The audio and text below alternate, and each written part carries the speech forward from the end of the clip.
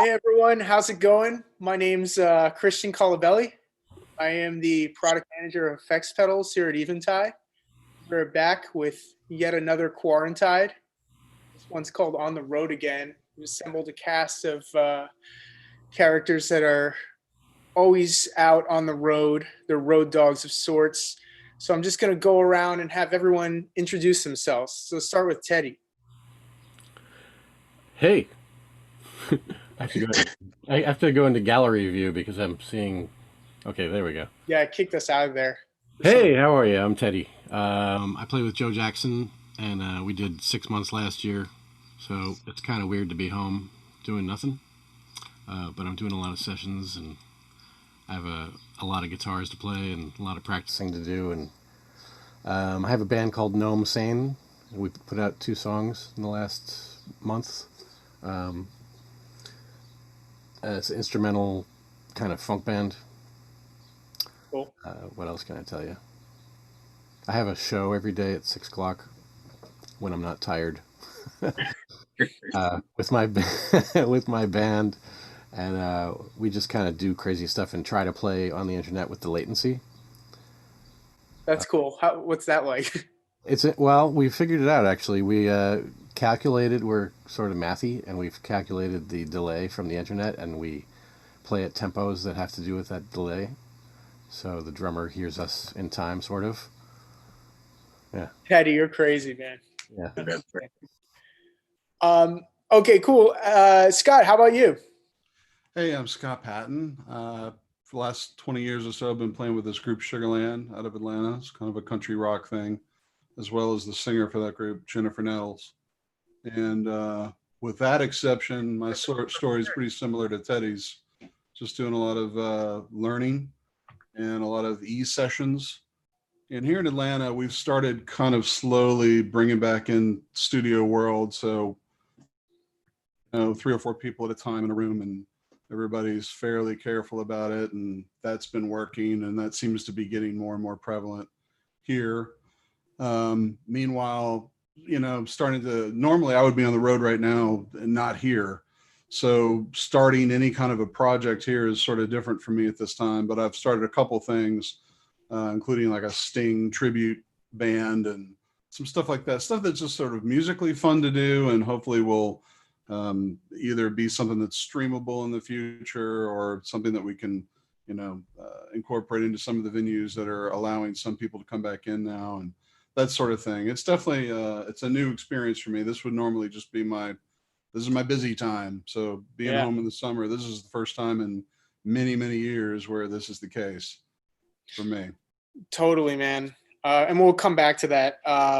We'll touch on that. Alex, how about you? Hey, yeah, Aalics Bronson, bass player for Marx Express, excuse me, and tour manager, Living Color, and stage manager for Chronixx.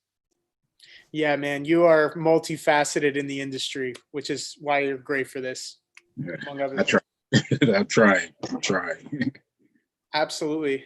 Hanan, how about you, dude? Hi, everyone. I'm a guitar player. Started as a guitar player. I play mainly with Alicia Keys, but I when she's not on the road, then I play with a bunch of different people, from Rita Ora, Ellie Goulding, different, whoever kind of picks me up when she's gone. And then aside from that, I run a recording studio here in Fort Lee, New Jersey. I do a lot of mixing and a lot of production. So thankfully that's been something to lean on during this crazy time. And then, that's basically it. Aside from that, I also vocal coach. I work with a lot of singers. So like a lot of times I'll do like the late shows or the morning shows, like people who are barely waking up, help them wake up their body, find their resonance, etc. So between those things, the only thing that's left is really the studio stuff. Cool. Awesome, guys. Scott, I checked out the 7 Days band. Yeah. You sent that over. That you're doing Tea in the Sahara. It was super cool. How did that come about, man? It was just out of this time of looking for something to do. So those guys, or the singer in that thing, is in a thing here in Atlanta called Yacht Rock that they've created a massive career for themselves playing, hits from the 70s, and it's extended from a kind of a high-end cover band thing into, they'll have John Oates sitting in with them or Kenny Loggins sitting in with them. It's gotten kind of big, and those guys are friends of mine. And I went and did a Queen tribute with them before all this started, really just for fun. These are all just like, I'm home, let's go do something that'll be fun to do and kind of challenging. So I had, been working with those guys during that time, and that led to, hey, let's do this Sting/Police thing, and it'll just be mostly just something fun to do. And now it's turned into something that hopefully is fun, and we're looking to try and create some sort of income with it at some point. Yeah, man, it was awesome. I mean, I think that's something that's interesting, that this quarantine has kind of forced everyone to look in kind of different areas. And I enjoyed watching that. I mean, you were using the H9. It sounded super cool. Yeah. How are you digging that thing? Because we just started working together, and it's amazing. It really is, and that what's happening in that video. I think I said this to you in the email.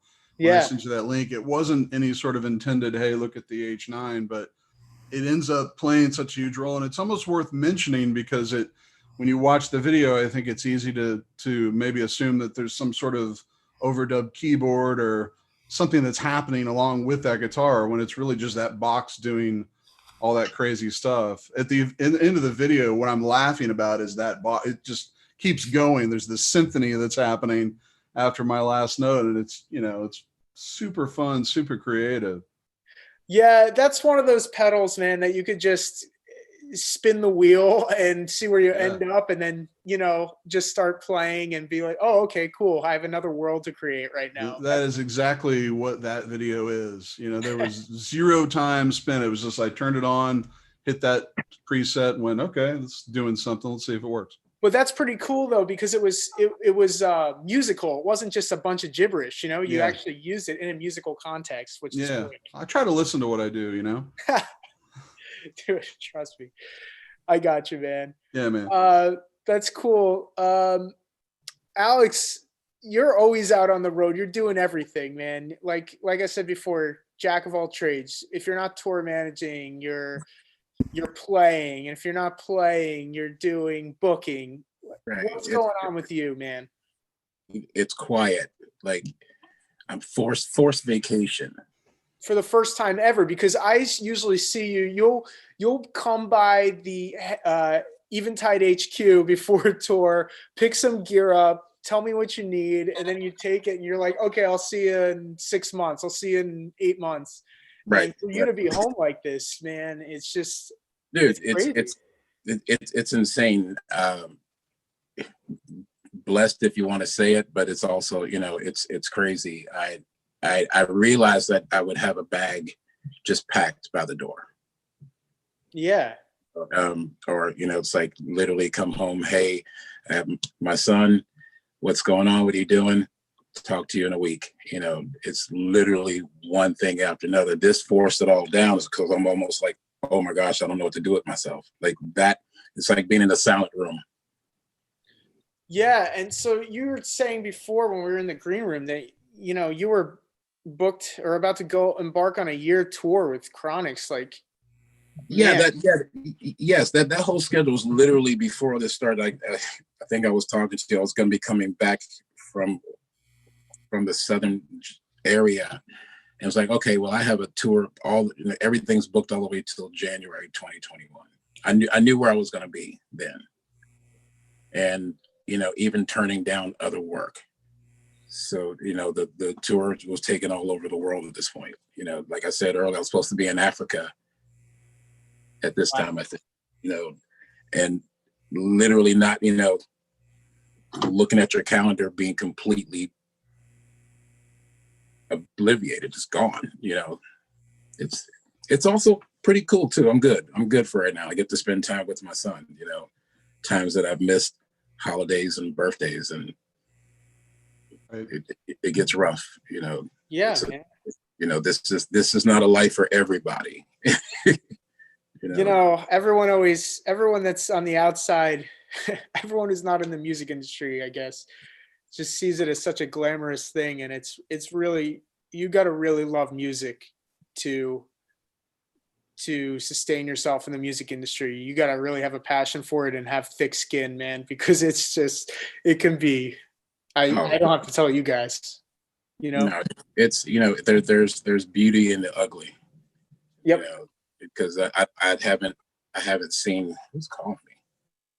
Sorry, I haven't seen anybody. That's awesome. It's like that is not a friend at this point. You know.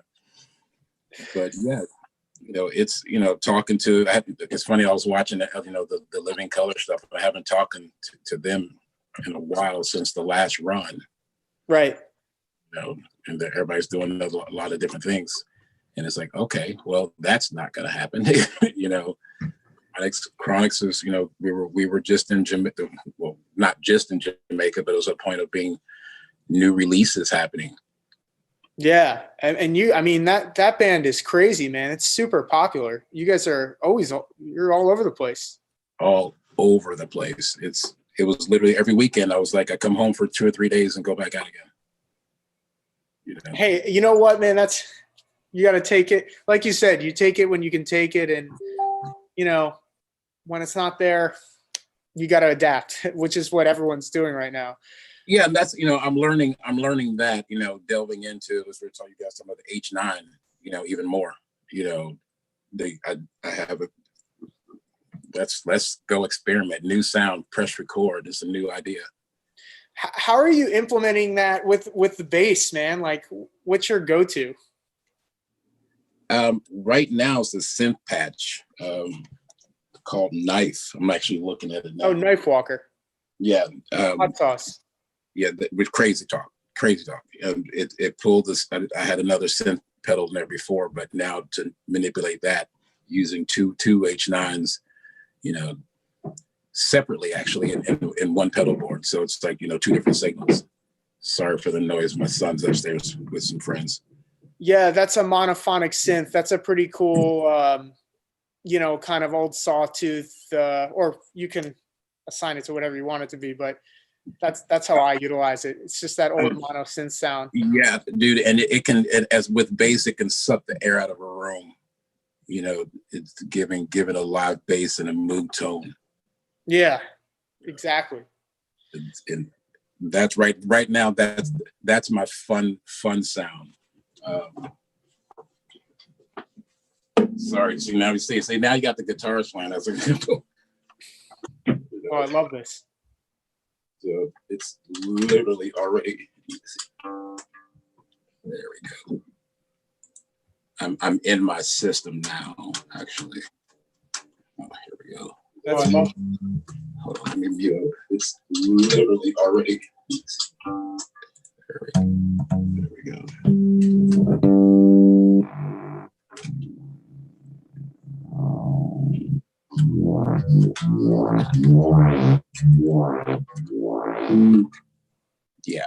Yeah, totally, man. I remember working on all those presets. That some good stuff in there for sure. So Hanan, you same type of.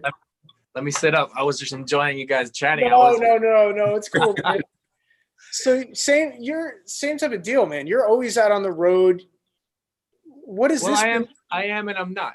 Yeah, you know? And you have, like I was about to say, you know, you're multifaceted. You have this studio. When you're not out on the road, you're doing the studio stuff. You said you're doing the vocal coaching. Like, what did you have lined up in terms of road gigs that got shut down or postponed? Well, full disclosure, there was a huge Alicia Keys tour that was about to happen, and I was actually planning on not doing it. I actually told them that I wasn't going to do the big tour because I've been really fortunate. Business is really picking up here, and I got a lot of years behind me of touring, and just to echo some of the stuff you all were saying before. You know, I had a manager who used to say, everybody wants to be a bodybuilder, but nobody wants to lift the heavy ass weight. You know, and it's like, yeah, you get to play great giant stages and stuff and see all sorts of people, but you also miss, like you said, you miss birthdays, you miss anniversaries. It's not for the weak of spirit. So, you know, I started kind of dialing some of it back. I'm still doing a lot of like week here, week and a half there. I've been very fortunate to play with a lot of different people.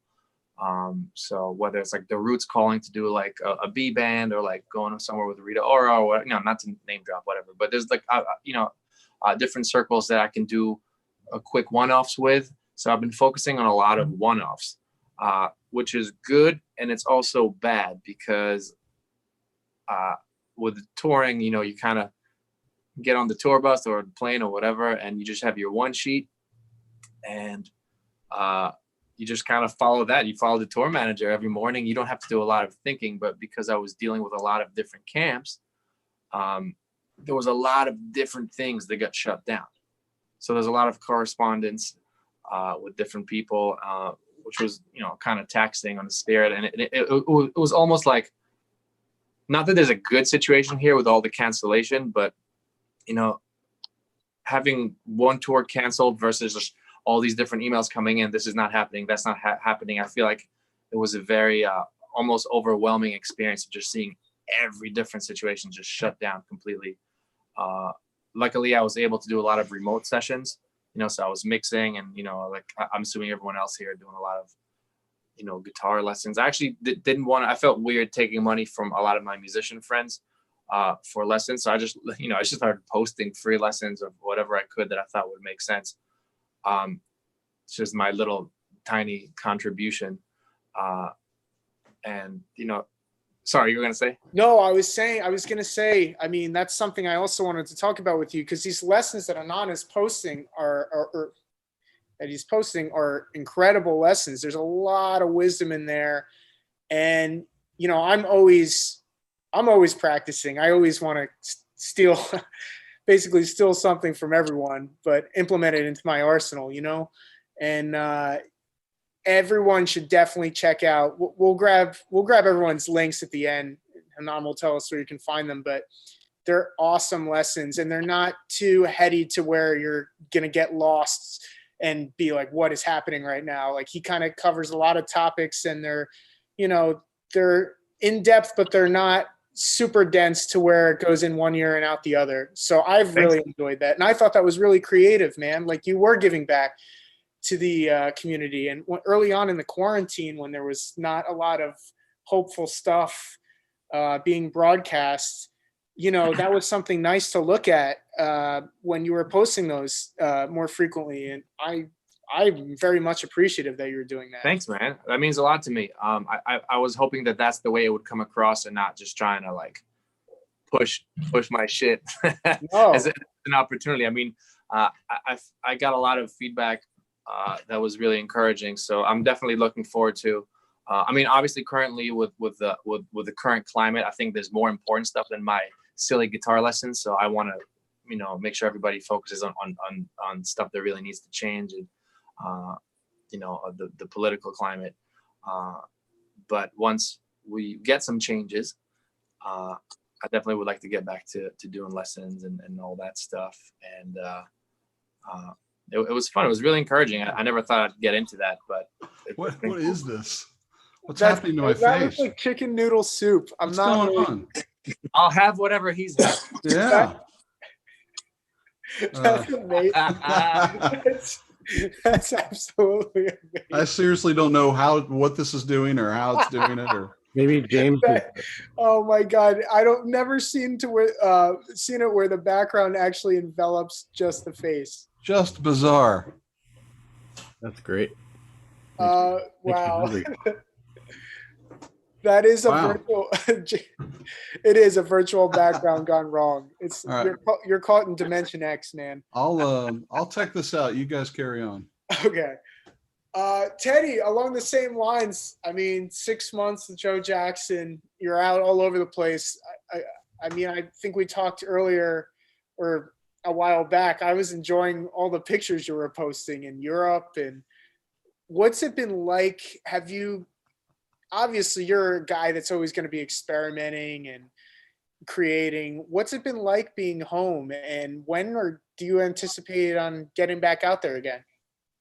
Well, I'm not really a road dog like Alex is. I'm a, I make a living in New York City playing gigs and doing sessions and teaching a little bit here and there and mixing and producing people and songwriting and all, kind of a one-stop shop kind of guy. And I lucked into Joe's gig in 2015, and we did probably about between 2015 and 2018, we probably, not too much, we did maybe 2 months a year, something like that. But then in 2019, we were putting out a record that we made with Joe, and we did way more touring, which is a little much for me, I gotta say. 6 months nonstop. I mean, I understand how people can do that for a long time. It's a lot. You get It's used a to lot, it. man. You get used to it. It's a lot. But I would do it again. It was of course. It was fun, and it was great playing for the people, and great playing with Joe, and the band is amazing. Band was phenomenal. For the clips you posted, those guys are killing, man. Really, really fun. So what's it been like to be back from the road? Good. Getting back to being myself. August was weird after the tour ended. It was like, who am I again? I didn't know what to do with myself. And September, October kind of picked up, and it became like, oh yeah, this is who I am. And then COVID came, and it was like, oh, really? We're just starting to get back in the groove here. Teddy, how long? Teddy, I have a question for Teddy. So I hope taking over the moderator. Please, no, moderate. Let me just say, the whole point of this is to open discourse. It doesn't have to be me leading this thing. You guys, if you guys have a question for one another, please. All right, cool. Because I got some questions for Teddy. First and foremost, Teddy, I was checking you out before this. I'm embarrassed to say that I wasn't too hip to what you're doing, but you're just unbelievable, man. I loved everything I saw. And I can't wait to check out everyone else here, Alex and everyone else. I will certainly do that. This is, I think, really cool of you, Christian, to bring a lot of cats together. For example, if Teddy's on the gig, I might not be because he's crushing the guitar position. You know what I mean? Why would they call me? So it's nice to see a lot of cats that I wouldn't otherwise know. So I was saying I was checking Teddy out before, and it was just it was such a wealth of good shit. So my question to Teddy is, how long do you find that, after those 6 months, for example, how long did you find that it took you to let cats know, okay, I'm back in town now? I was letting them know while I was, hold on one second. I was letting, my wife is walking through. This is hilarious. There's a lot of I'm in Brooklyn in a tiny little apartment. A lot of stuff going on in this one. Hey, Scott, you figured it out. That's awesome, dude. All I did was leave and come back. Yeah. So yeah, just this is here's a COVID story. Not to cut you off, Teddy, but so this is my 13-year-old's room. We have a studio that got shut down. I have a studio space that hasn't been being used. So this is like his Logic rig. So I come in here, and every day is some new adventure of trying to figure out, undoing something that he's done. And I imagine this spaghetti background has something to do with Zoom sessions that he's been doing with school. And so that's just how it is, man. I love it, man. That's how it is. That's right. Yeah. Sorry, Teddy, go ahead. We're in a tiny little Brooklyn apartment, and she's very shy. She doesn't want to be on the camera. No, it's cool. Teddy, I love your tons of instruments back there. It's great, man. Oh, yeah. So how long did it take me to get back into the groove? I don't know. I was calling people while I was on the road and trying to not let on that I was out on the road. Trying to just not be on the road, but it doesn't work. People hear, and then they're like, he's never coming back. That guy's gone forever. Right. He's out of town. That's it. You get back and it's tumbleweeds, and it's weird. It's a weird phenomenon if you don't do it all the time and you're not used to it like I was. Right. I find that and guys, let me know if you have a different approach. I'm here to learn, but I found that I was starting to factor in that period of nobody realizing that I'm back home into my tour payment. So let's say I make a nice chunk of change on the road, but then there's I'm making this up, 3-4 months of just crickets. Then how much did I really get paid for that tour? You know what I mean? That's right. And that really applies to this COVID period, which is big time. What a dip. Similar. I think it's similar for everyone, especially if you get into a gig that goes on for an extended period of time. unfortunately it just gets worse and worse. So at like year 13, you know, nobody's asking you to do gigs other than studio and, you know, just that kind of thing. But yeah, road gigs are sort of off of everyone's thought, you know, at that point. Right. So it's challenging, and it's also great to have a steady gig. It is. How long have you done the Joe Jackson gig, Teddy? 2015, I started with him. That seems like a cool gig. It's great. Fun. He's a great musician. Yeah. Guy. Who else is on there? Doug Yole on drums, and the original bass player, Graham Mabey, on bass. Oh, wow. Wow. Nice. Yeah. Nice. So it's 4-piece. I get to do a lot. I have a lot of duties in that band. A lot of singing, a lot of guitar playing, some keyboard playing, some dancing. Teddy's rig is awesome too. The way that he sets it up for that gig is pretty. Teddy, we're still working on your video. We got killed in with COVID. It's coming. It's coming, dude. All good. All good. Can we get nerdy? Like, can we talk about people's rigs? I mean, I Yeah. want to lay it on me, man. What are you doing? Please. I think we should do this. You guys hear that? Yeah. Yeah, man.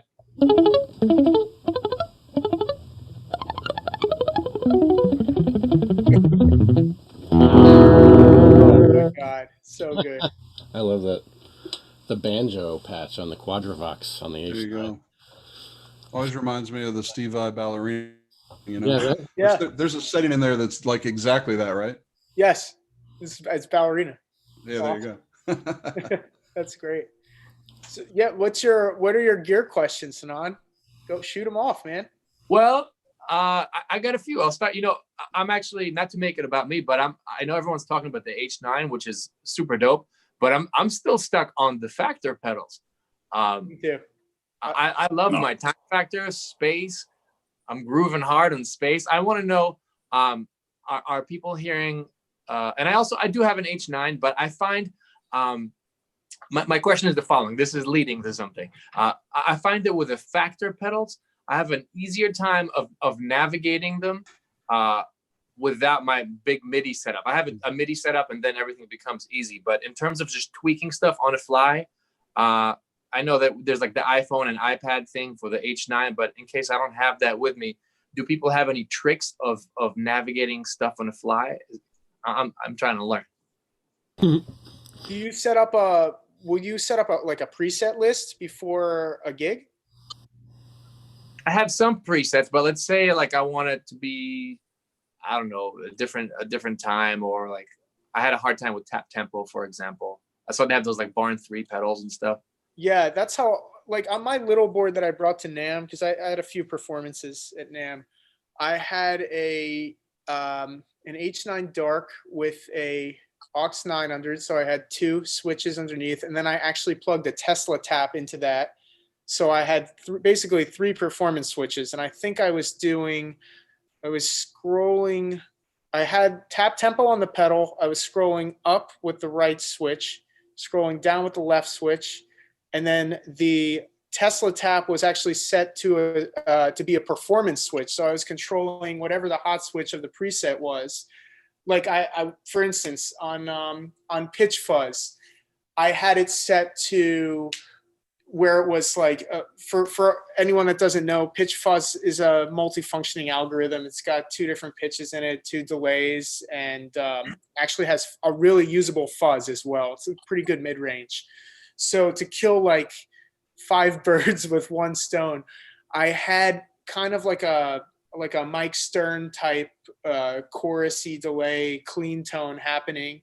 And then when I hit the hot switch, it changed the pitches a little bit and brought the fuzz all the way up to 10. So in that one patch, I had basically my rhythm comping type thing to like a real Eric Johnson-y lead tone. And that was just by hitting that performance switch. I didn't have to scroll up or scroll down, because again, that's something that I don't want to tap dance either. But I find that for me, it's more useful for something like that to create a preset list, do all my assignments, like my hot switch stuff, get that done beforehand. And I won't use a lot of presets. I'll use like for a certain gig. I mean, Teddy, you'll use way more than me, but you got the MIDI rig.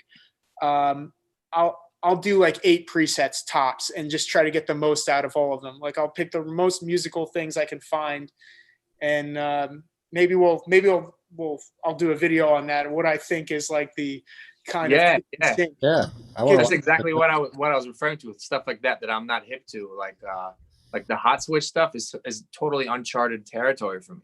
Yeah, and I found that a lot of people for some reason, a lot of people were also not hip to that, and they should be, because again, you're getting out of one preset in the H9, you're getting 2 presets. You're getting an A and a B just by hitting that hot switch, and honestly, sometimes even 3 or 4 presets, depending on what the, you know. I would say the expression pedal, and especially with Barn, using the expression with that and the Barn 3.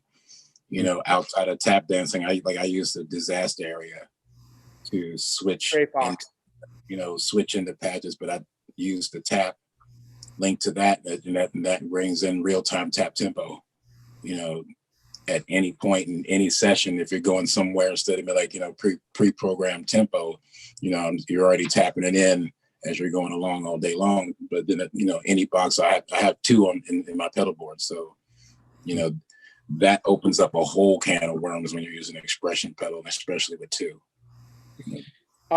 Hanan, this is kind of funny, but I have been using a time factor on my one Fusion board that I've taken around everywhere since, for like, man, I would say the past 15 years. 15, somewhere around there, so long. But this is so embarrassing, being from Eventide, but I never edited one preset on there. I literally use the stock presets, and I have 3-button aux switch, Digitech aux switch controlling it, up, down, and tap tempo, I believe. And then I have a big expression pedal, like one of those big Boss ones from back in the day, controlling like just basically whatever was baked into the presets. I guess on certain ones it would be feedback, or like, you know what I'm saying. But anyways, just by doing that, I found it so useful. Like, for instance, the first preset on the time factor is a digital delay. That preset is such a usable preset if you control it. It's so good. Yeah. It's so good. It's amazing. If you have a tap tempo and an expression pedal, you can back off the amount of delay, and you can set it to whatever you want. And then, if you're good with tapping, you tap 3 against 4, you can start getting like the crazy, like the U2 type stuff happening. If just kind of like a poor man's way to do it, but that's how my brain operates. I want to play. I don't want to sit in there and tweak all day long, and that's not good or bad, because there's other guys that are tweakers that are incredible, like at the best presets ever. But I think it's so ingenious that these pedals right out of the gate can give you all these usable tones. You know what I find with the factor stuff is, and I might be showing my my audio engineer nerd colors here, but I think we're all at some level, we have to be audio engineers to some, we're all recording stuff at home. We're all doing signal flow type shit. So I find that the H9 is really great when you're going through it, but I really happen to like the factor pedals better when I run them in parallel. So like, for example, I run them all on kill dry, and okay. I use an RJM controller when it's got 4 summing amps, summing circuits in there, and it's incredible. And just do like a global kill dry basically, and just going through that alone gives you a whole other pedal, and you can really like start overdriving the existing algorithms, but you still have your unaffected dry sound going through it, and you should maintain a level of clarity that's amazing. And I must say, I've tried a lot of different delay pedals, and a lot of them do have a built-in dry path in the pedal itself. And when you compare the factor pedals to those pedals, like for example, like the Strymon, the Strymon is great, but comparing a direct plug into the Factor versus a Strymon is not going to give you the best result. But if you run the Eventide stuff in parallel, I think your algorithms are second to none. I mean, they're basically like studio outboard gear in a pedal board frame. I agree. I mean, even before I started working for Eventide, I always say, you know, I would never say, I can't help but be honest with stuff like this. Like if it wasn't cutting it, I'd be the first one to just say, nah. But the one thing about Eventide that I always notice, even though it's a digital pedal, there's so much warmth in these algorithms. Like it really feels, I'm more of an old school player. Like I want to play through a tube amp. I don't really like digital processing, but I did a pedal shootout before I committed to purchase, you know, like the Factor pedal. I tried a bunch of other stuff and I just fell in love with the warmth that pedal provided. And, you know, back then I had no money. I was like, that's a lot of money. I gotta, you know, make sure this is worth it for me. And man, it was life-changing. I mean, the thing that I replaced, I won't name what it was, but it was a night and day difference. I was a believer. As soon and as I think also like you don't have to have a huge fancy rig. Like for anyone out there listening, just get a simple like blend, like a wet dry box, and throw your Eventide pedal, the H9 or whatever it may be, on kill dry, and get your, especially I find with saturated dirty tones, but really any tone, like just get your sound that you like, and then just blend the effects back into it. It's night and day. No, we're gonna come visit you and do a video of how you're running this, man, because it's worth checking out. I wanna document. I want to see that myself now. You know, especially after working with Doug and Vernon, I want to see that. Yeah, come over to DAC Sit Sound Studios, man. Nerdfest. It will be totally. My approach to all this stuff is by the gig, because Joe's gig is really specific. Every tempo of every song every night is the same. It's blocked out. It's mapped out. He's very specific about his parts. He wants the sound to be consistent. Presets work great. But I have a gig that I improvise on, and I'm not going to have presets on that gig. I just mess around live on stage and turn knobs and bend over and have expression pedals and tap tempos and all kinds of other things going on. Same exact rig, just a different patch. Teddy is like an invaluable resource for this type of thing. This guy is a MIDI genius, man. And just an effects. I know how to plug a MIDI cable in. Dude. I mean, like the way you utilize this stuff it's inspiring. Like, thank you. I guess you gotta. I'm talking it up. You gotta kind of see him in action. It's pretty amazing, for sure. Sorry. Right. But I don't want people to get the idea that presets are, you know what I mean? Like you didn't say presets are bad or anything, but I think one person can do it both ways. Obviously, well, I do that. I do it both. Yeah, I'm in that same boat too. Yeah. I appreciate there's an OCD factor with stuff with programming, tweaking your presets. My story is, you know, I was always a tube amp guy forever, and as the band that I was working with grew and we got onto bigger stages, that meant I could bring 2 or 3 amps, and my stuff started sprawling. And one year we did these symphony dates, and I did it with amps, and I realized that I was pissing so many people off from having amps in those symphony halls. You know, I mean, it just is not designed for. We had a drummer, so I wasn't the only one making everybody angry, but it didn't help that I had 2 large tube amps that had to be hidden somewhere. And I walk out, I realize they've put plexi around it, so you're hearing that, which doesn't sound great. There's an office directly across from where the plexi amp is, with someone who's just miserable from, 100 dB screaming at her all day. So I switched over to a Kumpel the next year that we did it, all with the idea of like, this is going to suck. I'm not into this at all, but it's a reasonable alternative and it'll be fine. And that kind of led to a whole new world for me. And now that's my main rig is 2 Kumpels, one that's running redundantly, and it can throw MIDI changes and all that stuff. So I'm using the H9, and literally have this sort of OCD moment of programming same with Teddy. Everything is the same tempo every night. There's really not a lot of free-form expression. It's the same show every night, essentially. So you can get away with programming things in a strict way, and the H9 falls right into that. Do all that on a computer.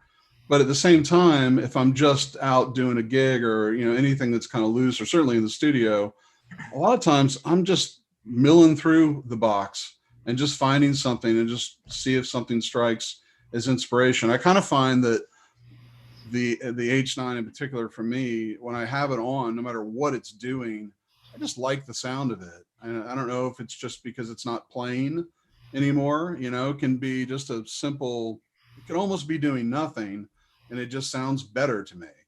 And I think if the client isn't asking for something in particular, and you're just doing something that you feel good about, it's helpful and it's fun, and it makes the session a lot more fun, and it gives you some creative juice. So that's kind of where that's where it's happening from my side.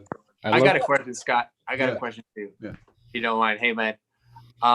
Do you find yourself diving deeper into like a one certain presets, kind of like what Christian mentioned with like the hot switch, or would you, just because the gig is locked in, do you just make a new preset for whatever sound you need? Like everything.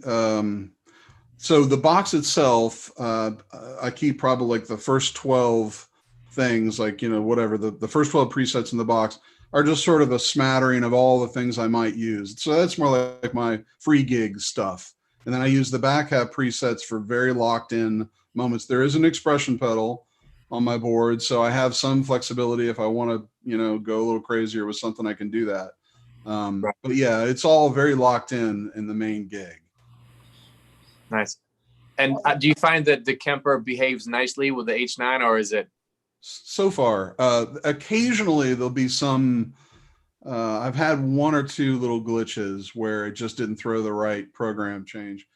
Luckily, whatever it did still was okay. It wasn't some nutty thing that suddenly came up. And I've had, I've had that happen with other, I've got a timeline on my board as well, and sometimes that happens. It's just something will go nuts, and Right. And in this case, I've got the H9 and a timeline now, actually in a rack. So if something really goes crazy, I'm not sure what I would do. I guess I can always turn it off at the Kemper, but so far it's always worked. Is anyone here using MIDI beat clock to control the other pedals, like in a chain? Yeah. Working on that. Good stuff. You know what I love about the H9 is the pre-post.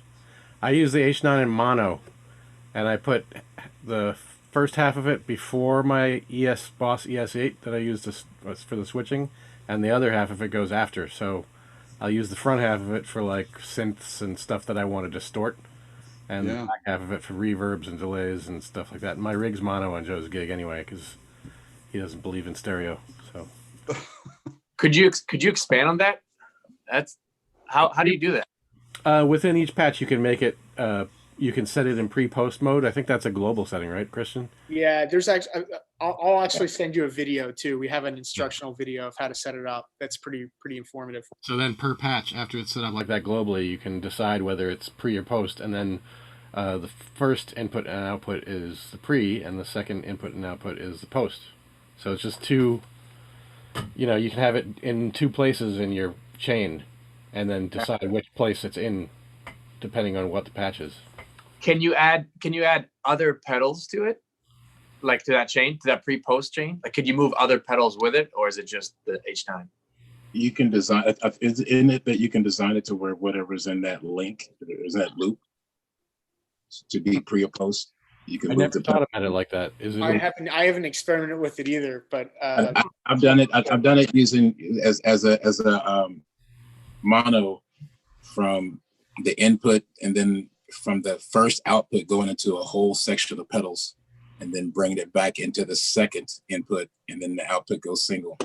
So you can decide whether that chain is in or not. I see. Right, cool. Right. So that chain, whatever that patch could be, if that's going to be pre or post, that's what that effect will be inside of it. That deserves a celebratory arpeggio. It's like we just solved something. Yeah. That's the sound is kind of like one of those scholastic films that you Yeah, watch in sixth right. grade. For the win. Yeah. I was getting a Super Mario beat the level vibe. Definitely level up, everyone. Dang.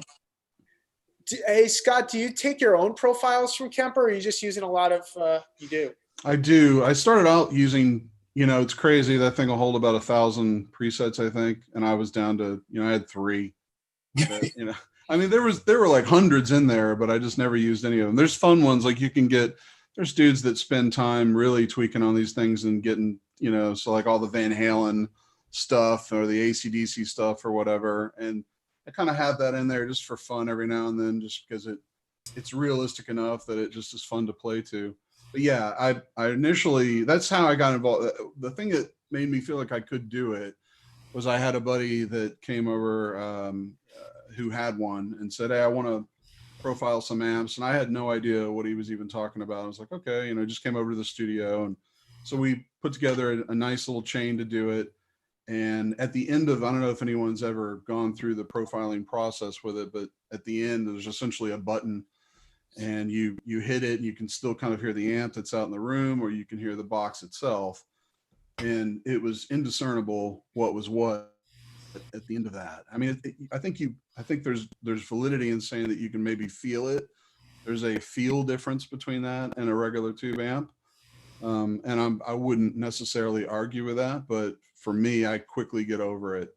Sonically, it's really, really close to whatever, if you put something great in, it sounds great coming out. There's obviously, thousands of things that sound horrible as well. So you just have to find what works for you.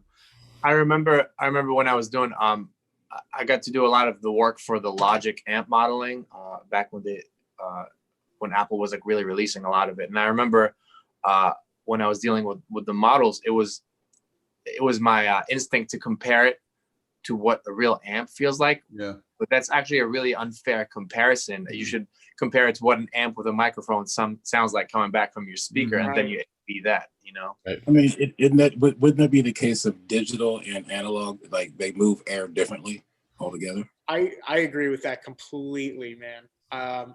Just from personal experience, even because I've done a bunch of, I've done touring with an Axe Effects Direct, which is okay for certain gigs depending on the sound engineer and the sound system.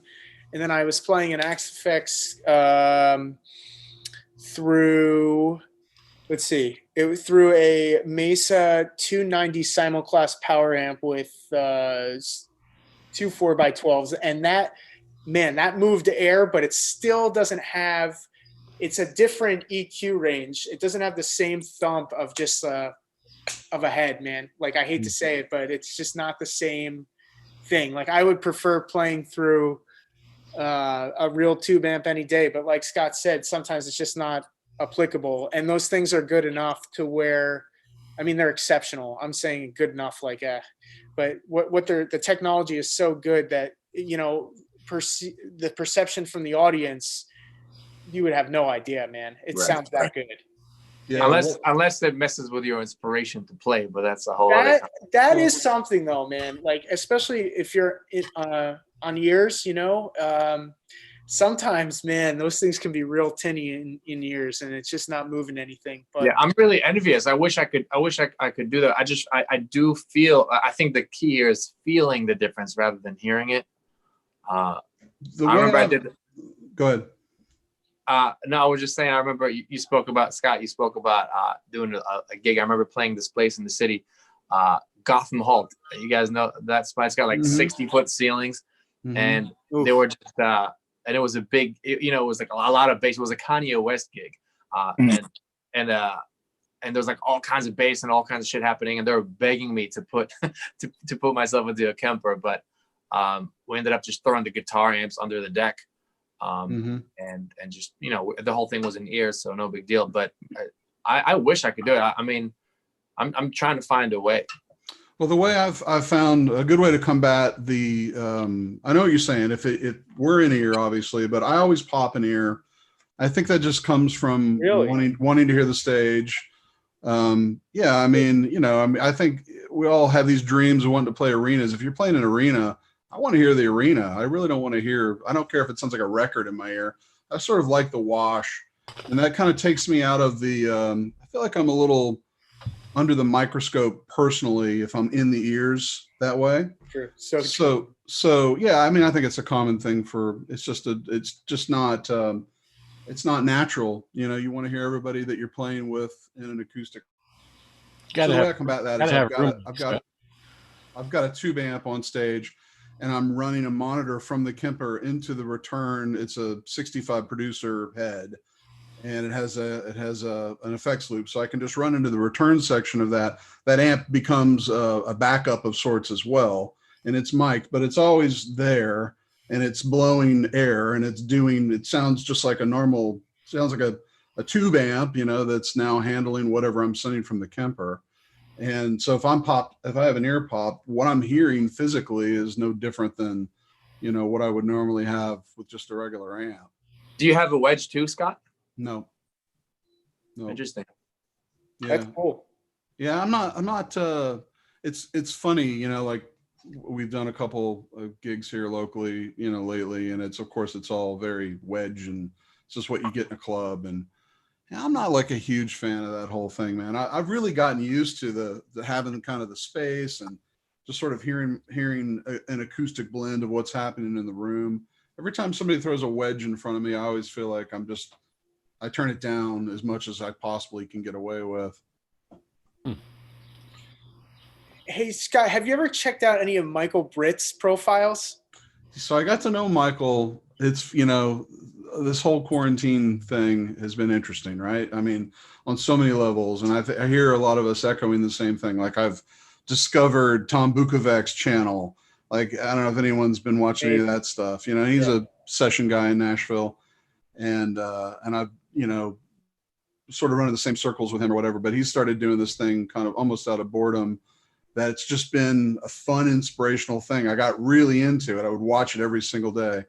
And on that note, I just started reaching out to people that are in my circles, but I just haven't really bothered to connect with. And I sort of made it a mission, like, I got to get in touch with Michael, because all of his profiles for Kemper are virtually, you can put any of them on and it's like, okay, these sound great, you know, whereas there's so many that are just not great. So Michael's definitely the man as far as Kemper world. And I don't think he meant to be. It's just sort of how it's worked out for him. So no, but they're so good. His Jubilee one, oh my God, that thing, that is the most real sounding. I mean, I think the hardest thing to get in a digital modeler is a good lead tone that actually responds to harmonics correctly and feedback. And his couple of profiles with the Marshall Jubilee, to me, those are the best lead profiles I think that I've ever played. I was like, I couldn't believe how realistic it was, man. You know, and his setup for doing that, I've talked about, is really, my spaghetti's coming back. This is fun. His setup for doing that is so simple and so consistent. He just has a good ear. He's a great player. You know, he plays with the band Lone Star. Yeah, Lone Star. Right. You know, he's one of these guys who we would all play in the same circuits or whatever, and we'd be, you know, the same festivals. He would have a Dumble out there. You know, I mean, he's an amp guy, and he's got hundreds of incredible amps, and he would bring them on the road. So, you know, as a guitar player, you'd always be hanging around that stage just to see what he was bringing out. It was always cool and impressive. So awesome. It's like the way he's doing it is not some crazy thing. You know, he uses a really simple setup. It's not a fancy signal chain or anything. He just uses his ear and makes it work.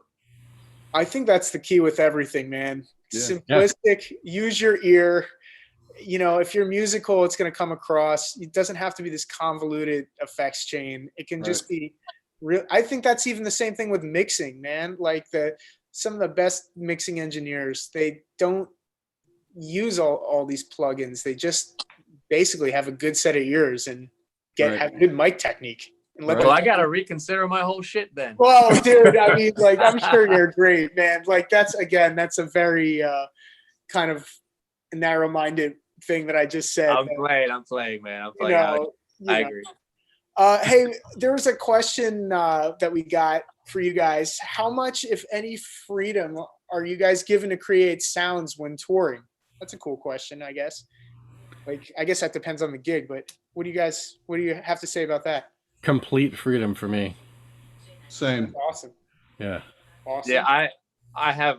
It's a split. Like sometimes if we have to reproduce a record, like on the Alicia Keys gig, it's you have to kind of get what's on the record. But other songs we'll play completely live, and as long as I don't step on any toes. I think the key here is stepping on toes.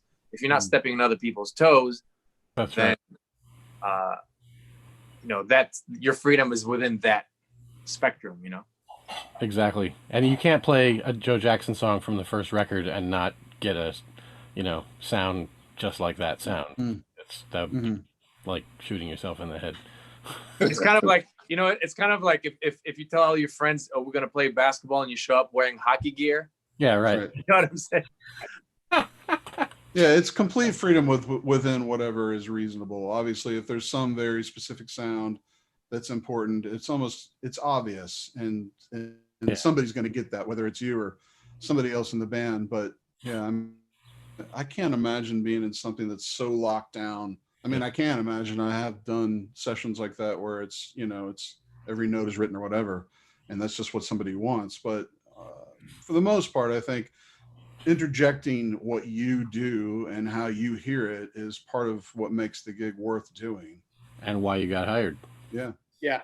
They want you. Right. I mean, honestly, you could probably reduce this to play the gig, right? Play the gig. Right. Yep. For sure. And it's probably true that's not always an obvious thing for everybody. I think not, but that's why you're out. That's why you're out there doing this. I mean, yeah, if you can do that and get along with people on a bus, then you can do the gig. I really think that's the getting along with people on the bus aspect might be an even bigger thing, man. It's huge. That's truth. That's truth telling right there. That's truth telling all the game. Right? Like you would think that would be such an obvious thing, like be a cool human being, but there's so many. Oh my God, there's so many people that just do not get it. And think about that. You're in close quarters with other people. You're sharing their space. If you can't be a good hang, or if you're miserable, yeah, no one's hiring you back for the next tour. Yeah. You're out, man. We'll definitely weed it out. And I think that's what makes musicians for better people, if you ask me, because we get to interact. Like that's my favorite thing out of the whole experience is meeting different people of different social hierarchies, different perspectives, and sometimes you might not agree with something, but I think it's better to like kind of chew on a sock for a second and listen. Yeah. And, might learn something. We had a graphic description. Right. Clean sock? Oh yeah, man. Okay. That's the only way to stay on the bus is keep your socks clean. Let's start there. Let's start there. We had a double driver bus driver come on, and the guy had never driven a tour bus. He had only driven semis, and he got on the bus and had an NRA hat on. Puts the pedal to the metal. Like as soon as he starts driving, he's like, "Yeah, I'm gonna drive this thing. Here we go." And he's like, doesn't even care that there's people on the bus. Didn't go well. See you never. Yeah. Anybody here ever drive a tour bus? I've always wanted to drive. I never get to drive a tour bus. Oh man. Not officially. I have driven it like in a parking lot because I just wanted to. What was that like? It was awesome. I always wanted to drive a tour bus. Back in the day, I mean, now the rules are so strict about how far you can drive, and it's all electronically monitored and all that, right? Yep. So now they're always bringing in double drivers. I mean, I don't think about it too much now, but there was definitely a time where I thought, I should get my CDC license and or whatever it is, CDL, CDC. You're on the bus already. I'm gonna get my CDC license, and I'm gonna fix all this COVID shit. But yeah, I thought that'd be like kind of a cool. It would just be fun to do, and you make a little money. But then I thought, like, I don't want to be responsible for, like, what if something goes wrong, Yeah. Plus, imagine Hey. finishing a gig. That. Hey, spaghetti Speaking of Scott. wrong, it's crazy, Spaghetti man. Scott. Oh my Hey. god, good timing. Hey, you guys, I have to jump, but thank you so much for having. Hey, you know what, guys? We've been on for an hour anyway. Let's wrap it up. Let's have everyone sign off. And guys, it's been such a pleasure. We've been nerding out here. I've really appreciated it. It's always good to be in these quarantides and see where it kind of is going to end up, because you never know when it starts. And I love that we're more gear specific on this one. That's pretty cool. So I love that I got to meet all these new people, and Yeah. I'm subscribed to all of them on YouTube's, and go check out what they do. Yeah, man. Great meeting you guys. Yes, indeed. Thank you for that, everybody. So just give us sign off and tell us where we can find out more about you. Eddie? Oh, me first? Yeah. TeddyKumpel.com is my website, and my YouTube is, YouTube, blah, blah, blah, Teddy Kumpel. And that's it. What else can you say? There you go. Cool. Not, how about you, man? Me? Yes. You can find me on Instagram at Hanan Music, or you can check out my recording studio here, Daxit Sound Studios, and same deal. YouTube, whatever. We're all, I think, I'm pretty easy to find. Is that where we find your lessons are on your YouTube channel, right? Yeah, I put them on YouTube actually because Facebook started lowering the quality of the videos, so they're on YouTube. They're on my Instagram. Whatever, it's easy. Awesome. Hanan Music, Hanan Music. Sorry, man. Yep, sounds good. Alex, how about you? Yeah, you can find your, Space Buddha on Instagram, SPACEBUDDA. Instagram, that's and on Facebook, most definitely. Cool name, man. Find out what's going on with Chronixx. Chronixx music is Chronixx.com. Some reggae good stuff happening there. Growth. And my vibe is, hey, if you don't feel it, don't play it. Simple as that. Oh yeah, man. Scott, how about you? So this is embarrassing. I'm actually Space Buddha 2 at Oh my god, that's the winning comment, bro. That is awesome. Honestly, I think it's S Patton Music. I don't even really know this stuff. I guess I should. It's easy to find. We're all so findable now. Your band is Sugarland, right? It's Sugarland, yeah. Yeah. Yeah, man. Hey, listen, Scott, I'm cool with that. We can work it out. Yeah, man. That sounds good. Guys, again, thank you so much for tuning in. Play us off. Oh, I love it. My name is Christian Colabelli. I'm the product manager of Eventide, and this has been another episode of Quarantide, and we're signing off. Peace and love, Thanks, everyone. guys. Thank you.